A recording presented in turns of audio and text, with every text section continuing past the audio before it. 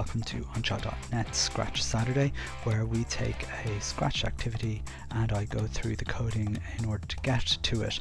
We're on level 3 of Breakout, the third part in this series, where I'm slowly but surely developing an arcade game, a classic arcade game. So in this case it's Breakout. In level 1 we created the bricks for the game, which used cloning. Level 2 was all about creating the bouncing off a paddle, and in level 3 we're adding scoring and lives to the game as well, which might seem fairly simple, but then every time you add a variable to any program it can have knock-on effects, and we'll have a look at some of those knock-on effects with some of the coding that we had before. I'm just going to put the sound up so you can hear things. Okay, this is basically what the game will look like. I've also made the bricks a bit more metallic, the ball and the paddle more metallic, just to give the game a bit more of an authentic look, so it looks a little bit better. There we go, so 3, 2, 1 and off we go. So it plays out normally enough, and then we'll try and lose a life here. So that's, there we go, that's 2 lives left. I'll just deliberately lose some lives here. You'll see my score there is 9 and I've got 1 life left. That's just a variable there, and I'd say we should have the game finished now. There we are, and game over. Hope that scream didn't frighten you there. So I ended the game with 12 and no lives. So let's just have a look inside and see what the story is with the game. So as you can see here, we'll go through each bit. On our stage we have our first bit of code. There was no code up until now. That we set the score to 0 and lives to 3 when we start. So very simple stuff here. That's very obvious. By the way, I've set up 2 variables there, lives and scores, because they're the only ones we're very interested in. Next we're going to move on to the bricks themselves. I just basically changed their costumes. I have 4 costumes. Just rather than changing the color effect, I just changed the costumes. That's a little bit of code there at the start. Where I had set a color effect, I've just changed to next costume. That's just the only change really that you'll see in the bricks. The other bit of change in the code is basically at the very end you saw game over. Now game over is just the ball. It's just another costume, and I've turned it into game over. And one of the problems you might have is that when game over comes on the screen, the bricks thinks it's a ball, so it starts knocking them out.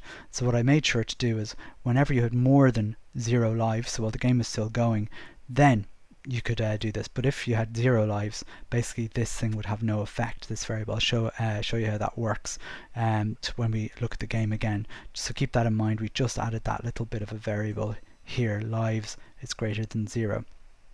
No other changes to the code of the bricks there really. The ball has a bit of a change. Number 1, it has a new costume, which is game over at the very end.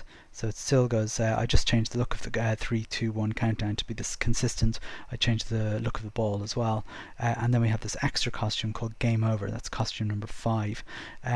So that's just one change there.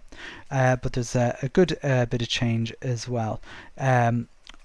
This used to be all one code, but what I've done there is when you click on the flag it'll broadcast something called a new life, so starting off a life. So what it does is when it receives this broadcast new life, if lives are more than 0, so if you've got 3, 2 or 1 lives, then it goes through the code that we had before. That's kind of important to know there.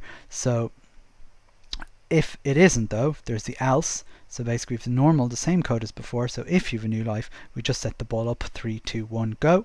If it isn't, what we do is we bring the ball up to around here where my pointer is. We switch the costume to game over, and then we point it in the direction so we make sure that it's up like that. Played the sound screech, so there's a screeching sound.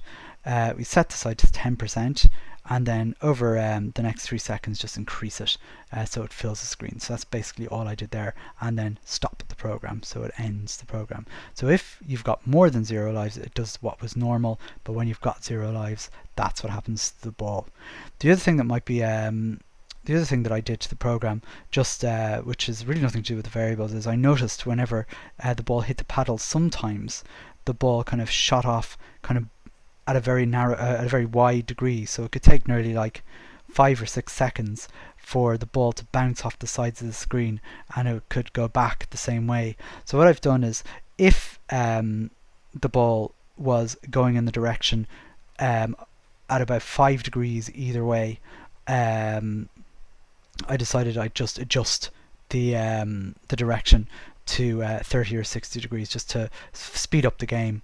I also did it as well as if the ball was moving too up and down vertically, you could get caught in a loop there. Again, I just changed the direction to about 30 or 60 degrees, just again to keep the game going. That's just another change there, although that's not anything to do with the variables.